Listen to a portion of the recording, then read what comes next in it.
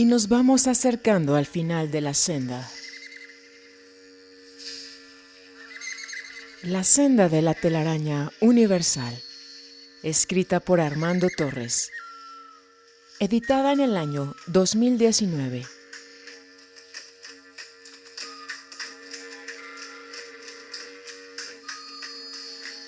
Hoy nos adentramos en la última parte número 5.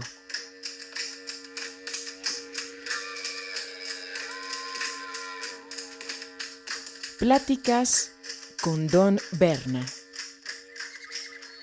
Bienvenidos, caminantes.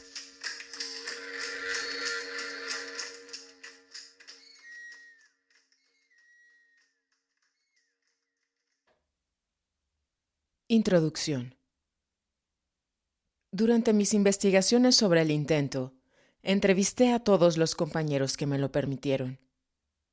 Era consciente de que mis técnicas periodísticas no eran del agrado de todos. Cuando le pregunté a doña Silvia, ella me contestó: por fortuna, a nosotras las mujeres poco nos importa la palabrería. ¿No es eso gracioso? Se supone que nosotras somos las parlanchinas, ¿no? El intento es como el sol. Tanto mejor es experimentarlo que hablar de él, ya que todo lo que se pueda decir es insuficiente e innecesario. Pensé que con eso ella ya había dicho todo, pero enseguida hizo un extraño movimiento con sus caderas y de pronto me invadió una sensación peculiar. Era como si hubiera sido expuesto a un horno que irradiaba una oleada de algo, que a falta de una mejor manera de describirlo, le llamaría un calor seco que me erizaba los pelos. Quizás sea comparable a esos experimentos científicos con máquinas electromagnéticas. Me dijo: eso que sentiste fue un aspecto del espíritu. ¿Cómo vas a explicar eso en palabras? ¿A quien nunca lo probó? Tenía toda la razón. Era algo que no sabría cómo describir, y aunque tratara de explicárselo a alguien que nunca lo experimentó, sería imposible entenderlo. Meses después de haberme presentado a don Berna, hubo un periodo extraño que no sabría precisar. Era una rara sensación de incomodidad. Era obvio que a don Melchor no le agradaba hablar sobre él. Un día me junté de valor y le expresé mi deseo de volver a verlo. Ahora que lo pienso, él nunca me dijo que no fuera. Tal vez haya sido su tono severo al decir: al compadre no le gusta que lo interrumpan en sus quehaceres. Eso me dejó con la sensación de que él no aprobaba que yo fuera a verlo. De hecho, parecía haber cierta rencilla entre ellos, así que por largo tiempo me quedé rumiando esa falsa impresión de que no debería ir. Sin embargo, mi recuerdo era que don Berna había sido extremadamente amable conmigo. Incluso me invitó a que lo visitara cuando quisiera, de manera que un día, sin avisar a nadie, me escabullí y fui a su casa. De ahí en adelante lo visité varias veces. Sin embargo, de alguna manera me sentía culpable por no hablar a los demás sobre mis visitas. La verdad es que, aun cuando me llevaba bien con todos los compañeros, era con don Berna con quien me sentía más a gusto. Él me enseñó el arte de actuación. Me mostró cómo podía usar ese arte, no solo para ganar dinero, más bien para avanzar en mi camino. Para mí era un placer platicar con él. Tenía la erudición de un maestro universitario y la sencillez de un campesino. Entre nosotros no había formalidades. Con él podía hablar de lo que fuera. Había algo fácil en su manera de ser, y sin embargo, a pesar de lo bien que nos llevábamos, lo visitaba muy raramente, pues él no vivía en el mismo pueblo con los demás compadritos, sino que tenía su casa en las afueras de la ciudad de la eterna primavera. Recuerdo que, en una ocasión, le pedí permiso a don Melchor para grabar las lecciones, de manera que pudiera volver a oírlas y pensar sobre sus palabras. Lo denegó con rudeza. Dijo que eso solo me hacía aún más flojo de lo que ya era. arguyó que forzarme a recordar ayudaba a mi memoria. Yo no estaba de acuerdo, pues tenía que dedicar largas horas tan solo para reconstruir las conversaciones. Sin embargo, tuve que aceptar su negativa. Cuando le hice el mismo pedido a don Berna, él pareció dudar un segundo. Cerró los ojos de forma extraña y cuando volvió a abrirlos dijo: ¿Por qué no? La única condición es que sea para tu uso personal exclusivamente. Nada de enseñarla a otros. Estuve de acuerdo. Me sentía muy contento, le garanticé que la borraría después de usarla. Saqué de mi morral la grabadora de cinta con su funda de piel negra, la prendí y la dejé estratégicamente en un rincón. Pronto nos olvidamos de que estaba ahí, comimos, reímos y hablamos sobre trivialidades. Él era un gran conocedor de las obras de Carlos y, a diferencia de don Melchor, tenía una paciencia infinita, que aproveché para aclarar muchos puntos de los libros que don Melchor no quería ni siquiera oír hablar. Él decía despectivamente que todas esas corroboraciones eran una pérdida de tiempo. Con don Berna era distinto. Me deleitaba su buen humor y tendencia al drama, además de lo minucioso que era en sus explicaciones. Ese día llegué temprano a verle. No había podido avisarle de mi visita, pero él parecía estarme esperando. Me invitó a que fuéramos a desayunar afuera. Caminamos alrededor de 1 milla por un camino sin pavimentar, hasta la carretera, donde había un restaurante improvisado al lado del camino. Dijo que ahí servían un magnífico desayuno. Una agradable señora que atendía el local nos dio la bienvenida. Lo saludó por su nombre.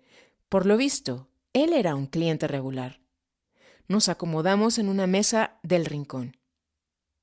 Una de las ideas que más me había impresionado era que el espíritu, siendo un poder impersonal que da vida y forma a todo lo que existe, sostuviese una relación personalizada con cada uno individualmente. Le pregunté sobre eso. Se hizo una pausa. Un perro pasó por entre las mesas y vino directamente hacia nosotros. Éramos los únicos clientes en aquel momento. El perro nos miró con fijeza, aunque sin suplicar, pero sin perder ningún detalle de nuestros movimientos. Cuando comprobó que no estábamos comiendo nada, dio la media vuelta y se alejó hacia la cocina. De pronto él dijo: El espíritu es algo insondable. No lo vas a entender haciendo preguntas. Pero cada uno es diferente. A lo mejor para ti ese es el camino, pero sería más fácil si tomas las cosas como son. No hay necesidad de complicar. Los brujos saben por experiencia que a menudo el espíritu se manifiesta a través de señales, augurios y presagios. Le pedí que lo aclarase. Sonriendo, se rascó la cabeza y expresó de manera cómica: Igual que ese perrito, tú tampoco dejas escapar nada, ¿verdad? Dijo, apuntando a mi libreta de notas, obviamente burlándose de mí. Pues ahí te va. Las señales sirven para llamar la atención a algo específico. Sugieren qué se debe detener e investigar. Los augurios son para indicar un curso de acción. Los presagios avisan sobre acontecimientos que están por venir. Aparte están los acuerdos, que indican las decisiones correctas.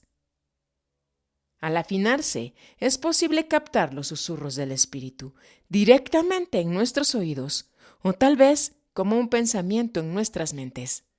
Y por afinarse, me refiero a mantener en equilibrio todos los atributos del guerrero que vienes practicando. Pero al mismo tiempo, tienes que soltarte y dejar ir. Con una expresión divertida dijo, empleando un acento italiano: «Esto sí que es una proeza». Continuó: «Por detrás del ruido del mundo, y aún por detrás del ruido de nuestra propia mente, se encuentra un rincón de paz. Es como el ojo de un huracán, donde todo está tranquilo, aun cuando alrededor haya una tormenta. En ese rincón de silencio es posible oír los susurros del Espíritu, diciéndonos qué es qué y cuál camino se debe tomar. La tarea de buscar ese lugar especial adentro de uno mismo puede costar un gran esfuerzo, pero una vez que llegas a ese rincón de silencio, ya no importa qué tanto ruido o movimiento hay afuera, porque entonces habrás encontrado tu centro y nada puede moverte de ahí. Sin embargo, es todo un arte saber discernir entre los distintos tipos de pensamientos que nos asaltan. ¿Podría explicarme la diferencia entre los tipos de voces?, pregunté. ¿Es la voz del espíritu un sonido dentro de la cabeza o es que nos habla a través de otras personas? Saber reconocer la voz del espíritu es un asunto de gran urgencia. Uno debe aprender a separarla de nuestros pensamientos habituales o de otros ruidos de la mente. La diferencia entre la voz del ver, la voz de los seres inorgánicos y los susurros del espíritu es que la voz del ver te describe lo que está pasando, mientras percibes en la segunda atención es una voz guía que te dice qué es qué en ese otro reino.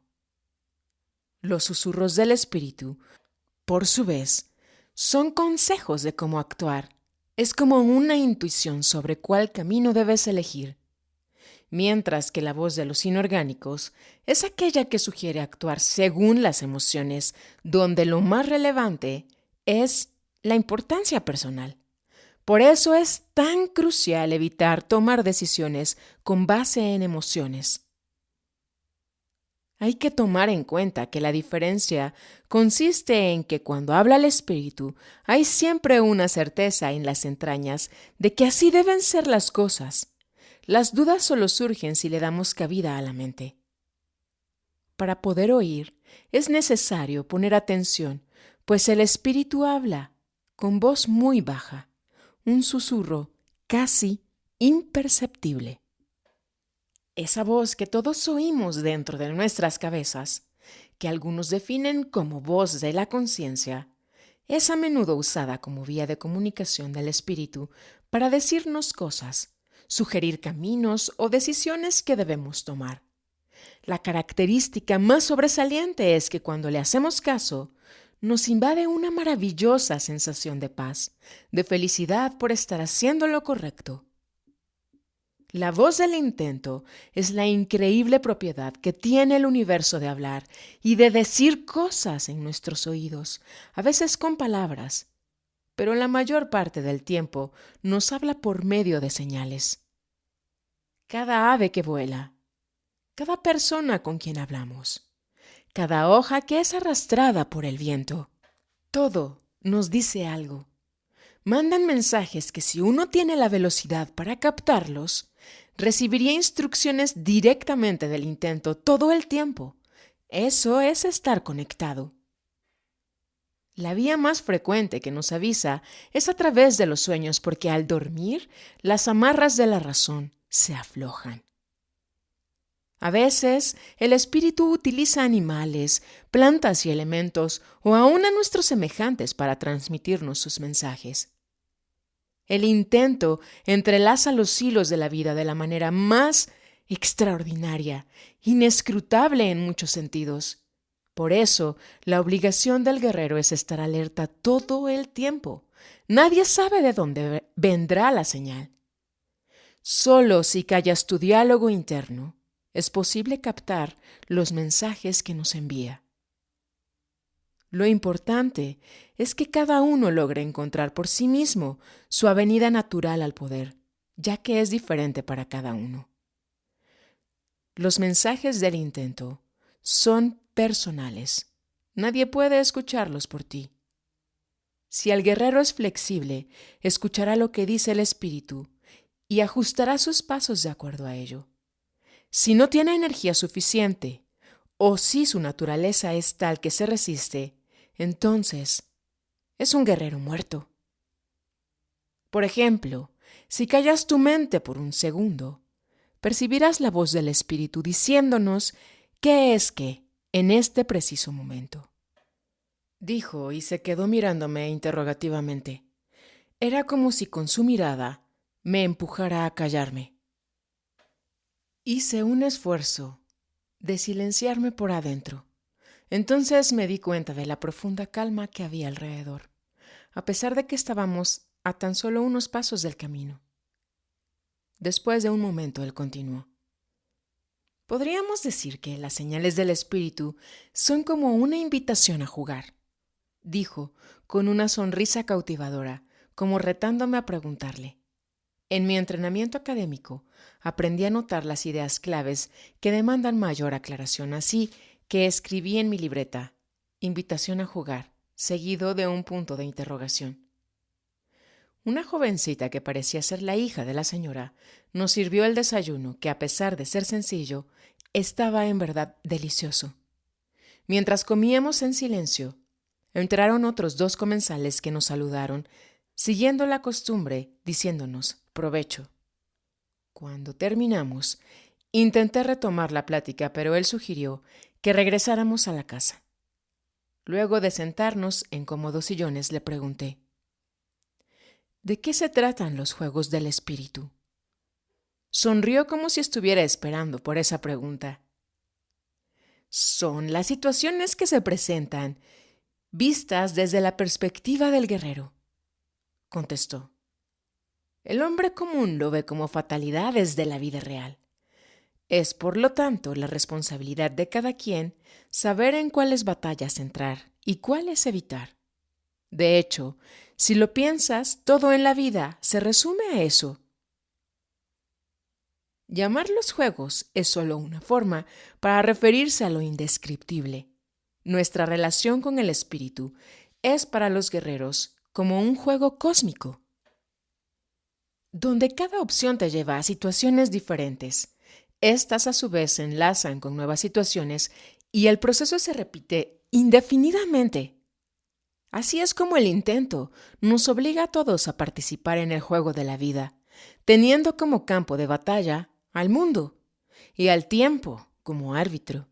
Cuando el tiempo se agota, la muerte llega y termina el juego. Podríamos comparar el camino hacia el conocimiento como con un campo minado. Cada elección que hacemos puede, según sea el caso, acercarnos o distanciarnos del objetivo. El camino está lleno de trampas, algunas creadas por el mismo espíritu para probarnos. Si resistimos a las distracciones que se presentan, podemos seguir adelante. De lo contrario, uno se queda atorado en detalles que pueden muy bien ser su fin. Las señales del espíritu son directas, puras, llegan a nosotros tal cual son, sin pasar por el filtro del consenso colectivo, donde la moralidad y el prejuicio juegan un papel preponderante. La energía no tiene nada que ver con moralidad. La moral es una convención humana hecha para controlar a las masas. Sin embargo, es interesante notar que una persona amoral tiende a perder energía. El guerrero cultiva su poder personal. Elige deliberadamente cada uno de sus pasos. Funda la estrategia de su vida con el propósito de incrementar su nivel de energía. Eso a su vez le facilita aún más seguir el rumbo que le señala el espíritu, aun cuando a veces esos pasos lo lleven en dirección contraria a lo que determina el sentido común. A veces las señales son tan estrafalarias que difícilmente se les puede tomar en serio.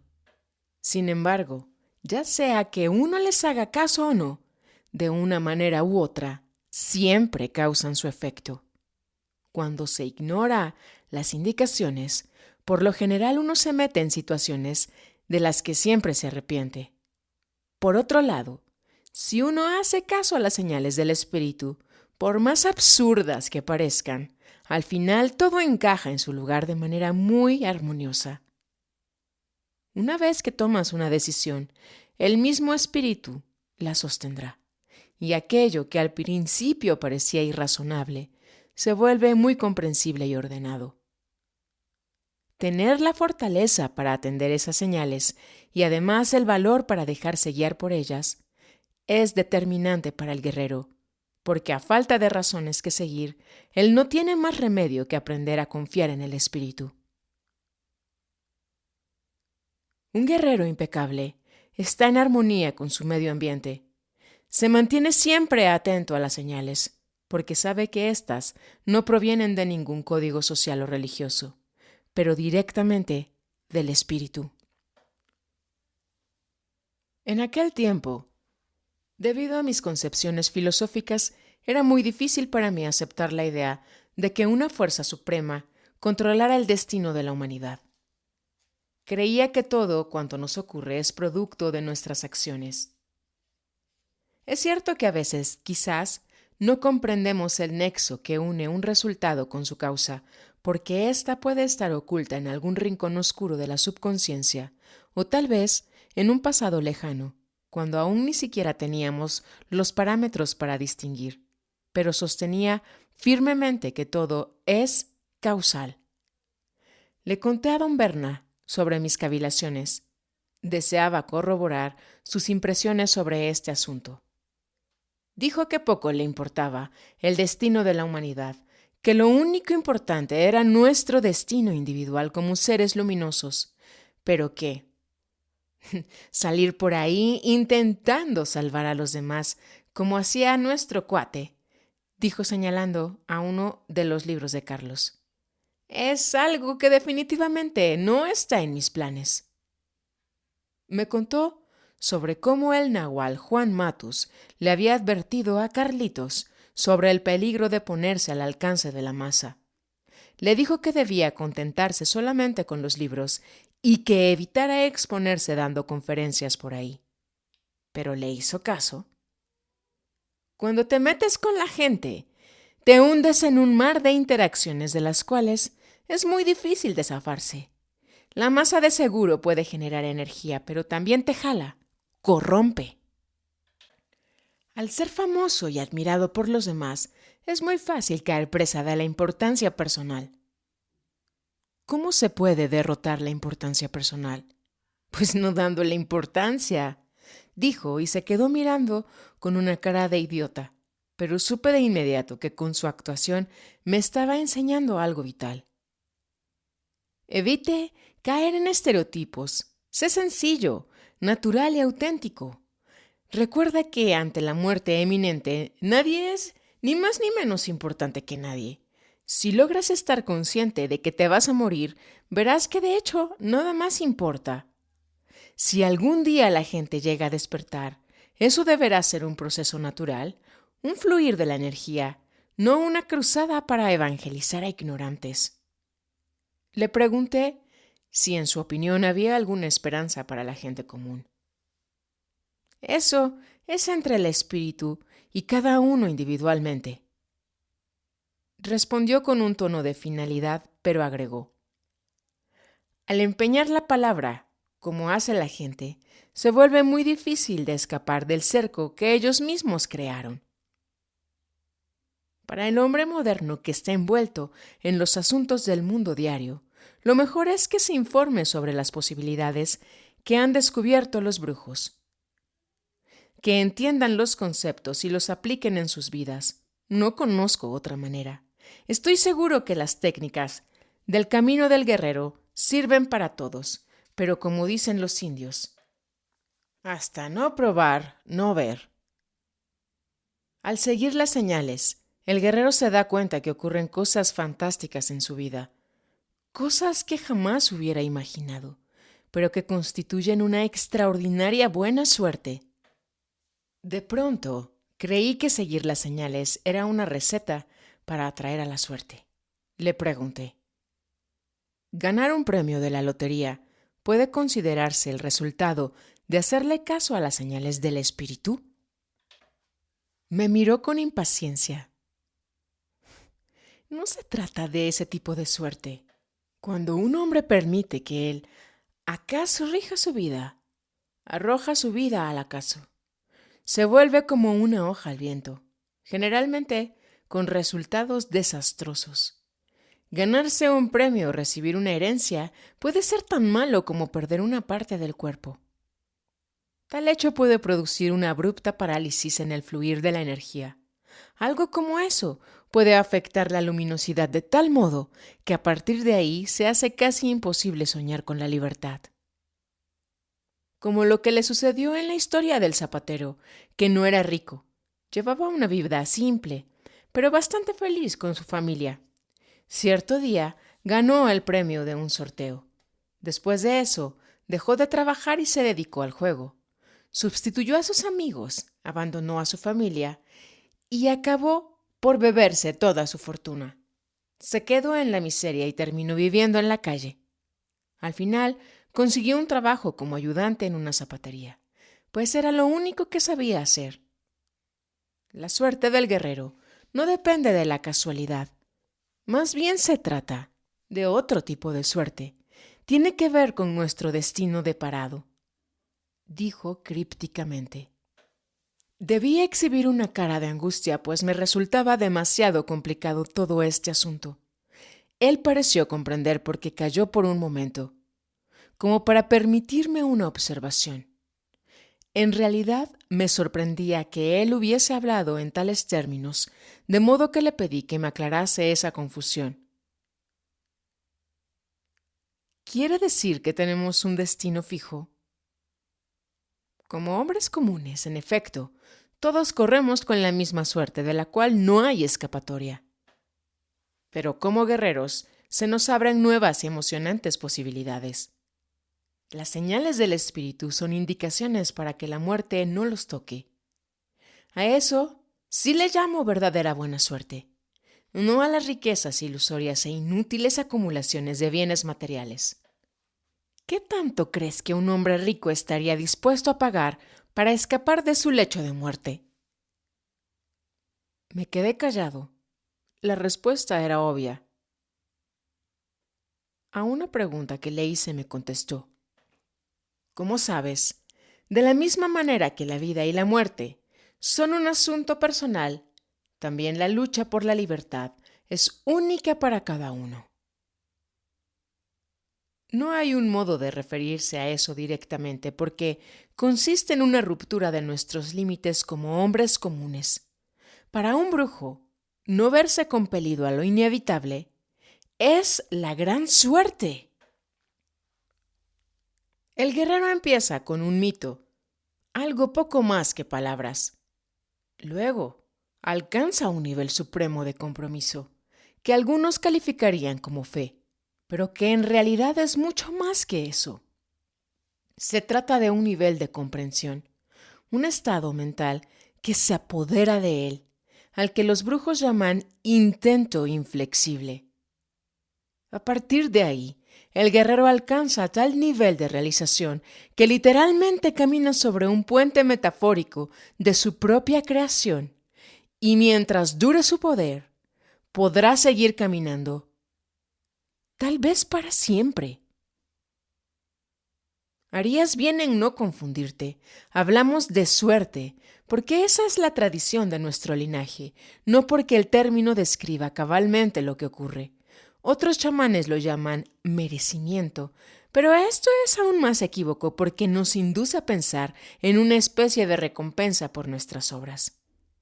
Quizás un término más apropiado podría ser gracia, porque se trata de un don misterioso, no condicionado, que por alguna razón o por razón ninguna, el Espíritu nos concede.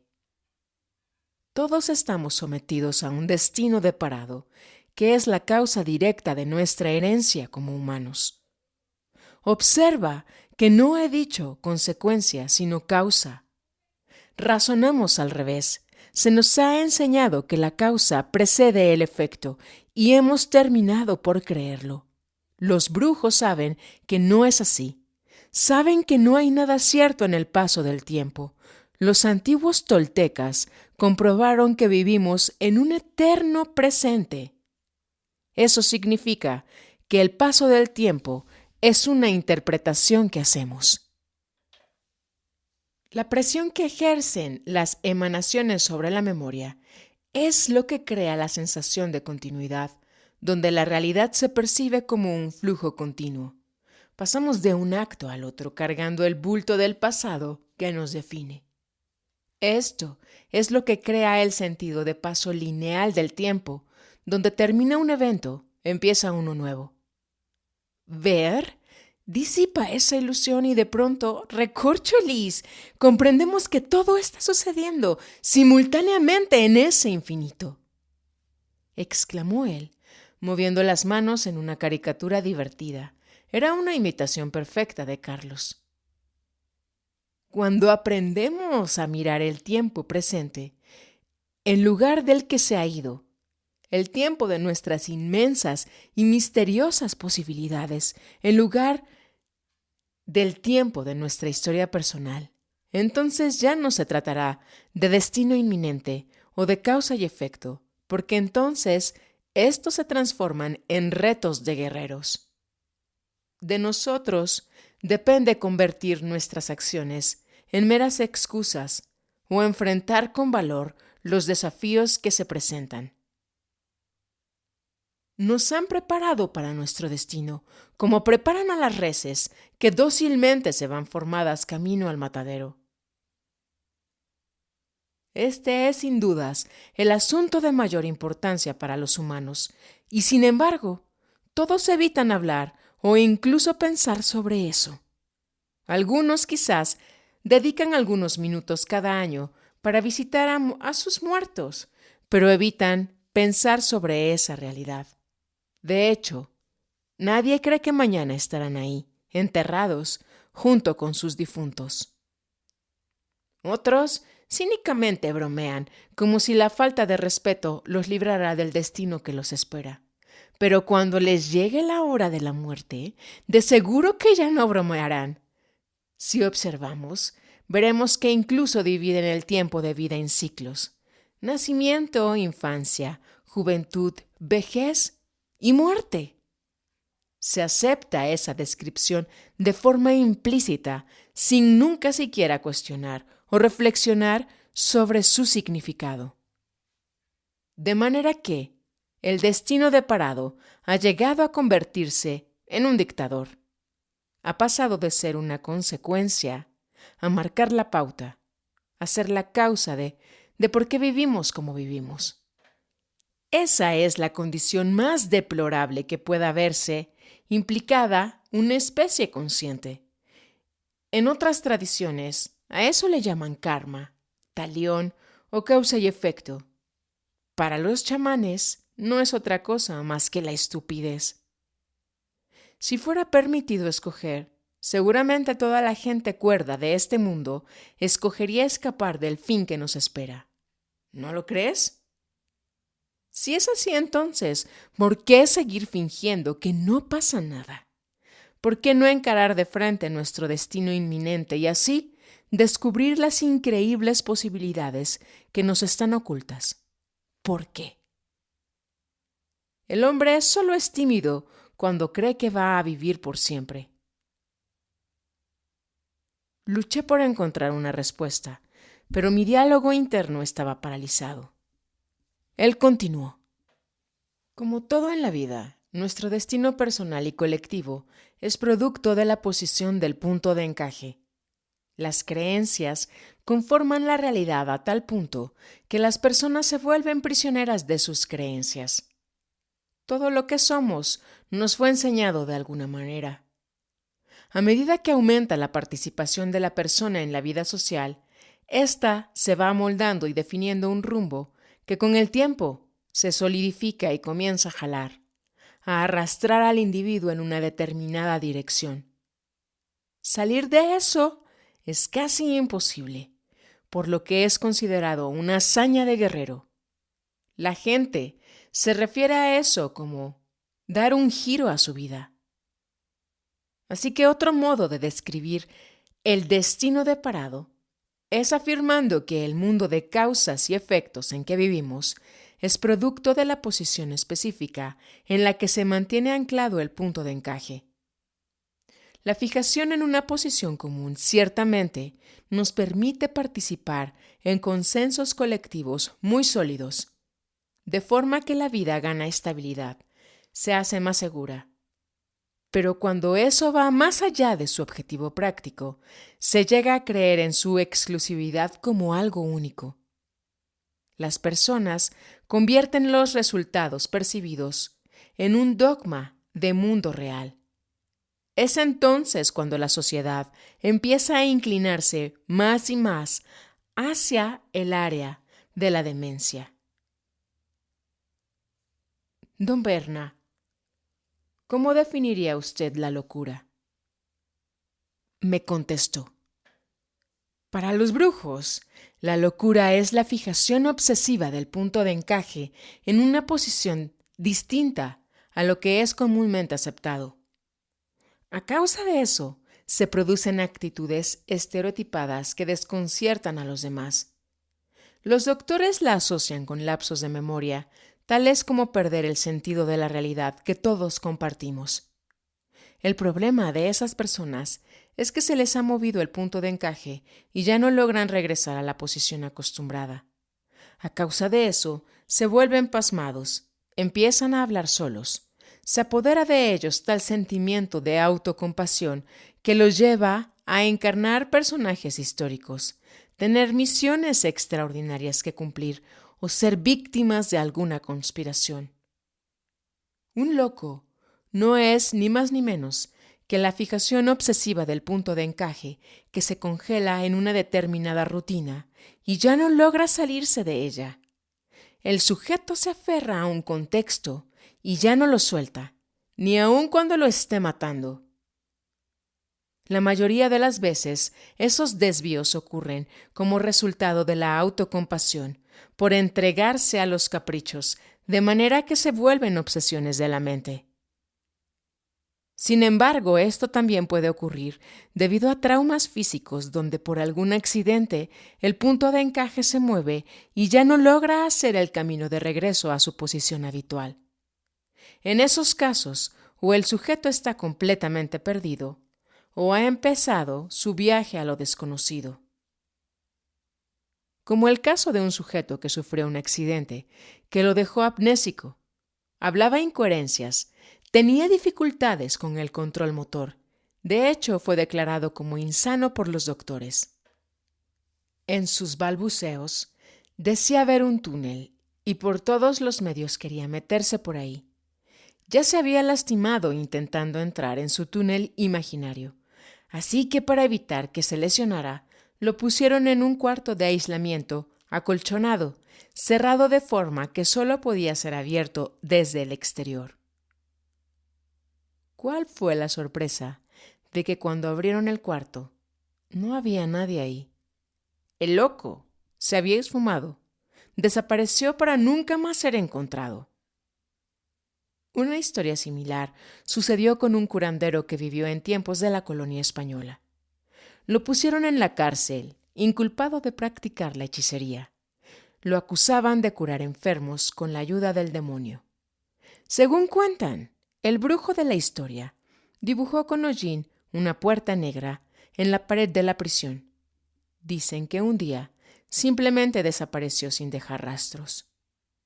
Otros presos que compartían la celda juraron que se había ido por la puerta que él había dibujado. De cierta manera, todos estamos locos. La diferencia reside en que aquellos que comparten la misma descripción del mundo son considerados sanos, mientras que aquellos que no lo logran son considerados locos y son tratados como un peligro para la sociedad. Es interesante notar que algo muy parecido pasa a una persona cuerda, ya que la atención funciona de igual manera en ambos casos. La diferencia es que los cuerdos han aprendido a dar un descanso a la fijeza de la atención. Logran distraer la mente con sus actividades diarias. Todo eso genera un escudo protector que les proporciona un momento de descanso. Así es como se mantiene la cordura. Lo opuesto de atención es la distracción. Lo primero demanda un esfuerzo considerable. Requiere focalizar el interés en algo específico y no se desvía de ahí por un determinado periodo. Cuanto más tiempo uno logra mantener la concentración, tanto más atención tiene. La distracción, por otro lado, es un descanso necesario que se debe dar a la atención. Saber encontrar el balance adecuado es el secreto de la salud mental. Como la experiencia que tal vez todos han tenido, cuando en alguna ocasión una canción se insinúa en la mente una y otra vez sin que se pueda detener. Para muchos es solo una sensación molesta que se disuelve después de algunas horas, a diferencia de los locos, que como un disco rayado no logran salir por sí mismos del bucle en que se metieron. Cuando alguien pasa un largo tiempo sin dar un descanso a la fijeza de la atención, llega un momento en que ya no logra mantener realidad de consenso y el mundo se desmorona. De ahí la necesidad impositiva de dormir cada noche. La falta de suspensión de actividades puede ocasionar graves fallas en el desempeño e incluso generar crisis de conducta, donde el sujeto pierde el control y actúa sin tomar en consideración el daño que ocasione a sí mismo o a los demás. Curiosamente, las prácticas del guerrero, cuando trata de parar el mundo, son para alcanzar ese mismo estado, pero en este caso hay un propósito por detrás. Un guerrero sabe lo que está haciendo. Jamás pierde la cordura, porque deliberadamente anda buscando esos resultados. Sabe que cuando el diálogo interno cesa, el mundo se viene abajo, pero él se mantiene en control. Puede estar viendo el mismo diablo, sin permitir que nadie lo note. Cualquier pérdida de control sobre uno mismo, ya sea total o parcial, podría ser definida como un tipo de locura. Así que al ceder el control de nuestras decisiones, a fin de ajustarnos a las normas sociales, nos aproxima más y más a ese estado. No es extraño, por lo tanto, que en la sociedad moderna, donde la coerción social sobre el individuo ha alcanzado niveles exorbitantes, crezcan paralelamente los desórdenes de la personalidad. Estos desórdenes, que ya empiezan a ser masivos, generan más y más presión, involucrando a todos en actividades que a vistas fríamente son actos colectivos de locura. Es un círculo vicioso, difícil de romper. Eso pasa cuando permitimos que la intersubjetividad entreteja nuestra percepción del mundo.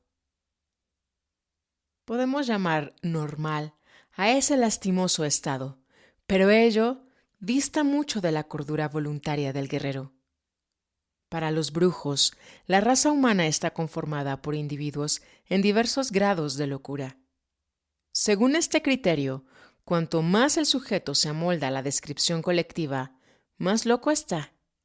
En esas condiciones se fructifica naturalmente el fenómeno de la intersubjetividad, la propiedad que tiene el ser humano de construir una realidad de consenso por encima del mundo de los sentidos. Cuando una persona no concuerda con los demás sobre lo que percibe, se dice que está alucinando. Cuando toda la sociedad alucina al mismo tiempo, lo llaman mundo real. Nuestra realidad existe porque está interconectada por el magnetismo natural del punto de encaje. Entretejemos una enorme red de concordancias, así que el funcionamiento de los sentidos ya no es normal. En lugar de usarlos para percibir el mundo tal cual es, los usamos para construir un mundo de objetos y significados, que es una concatenación de la descripción colectiva. Estamos conectados por nuestras concordancias, las moldeamos y las remoldeamos, pero nunca las rompemos. La fuerza de esos acuerdos es tal que todos nos damos cita diariamente en la misma posición del punto de encaje, como si esa fuera la única opción posible. ¿Hay algún modo de romper con los lazos de esos acuerdos?, le pregunté. Sí, contestó. La clave de la intersubjetividad es la sintaxis. Al confundir el símbolo con la realidad, La sociedad termina pretendiendo que las cosas y sus relaciones se comporten del mismo modo que las palabras que las describen. Si por una eventualidad se salen fuera del cerco de la sintaxis, se asustan, censuran sus recuerdos y hasta buscan terapia psicológica. La fijeza del punto de encaje está íntimamente relacionada con la sintaxis, de tal forma que la secuencia apropiada de palabras puede convertir la fijeza en fluir. De eso se valen los doctores de la mente para ayudar a sus enfermos. El truco de los brujos es que reencauzan el lenguaje.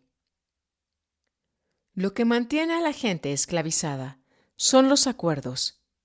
De cierta forma, todos son esclavos voluntarios de los acuerdos que asumieron. Lo interrumpí. Pero, si los acuerdos son lo que ha permitido al ser humano construir culturas y civilizaciones, observé críticamente. Cierto, nunca dije que la fijeza del punto de encaje fuera un error. De hecho, el consenso colectivo es un acto de magia que comparten los humanos. El problema es que se olvida que el consenso que compartimos no es el único posible. Hay otras realidades que podemos explorar.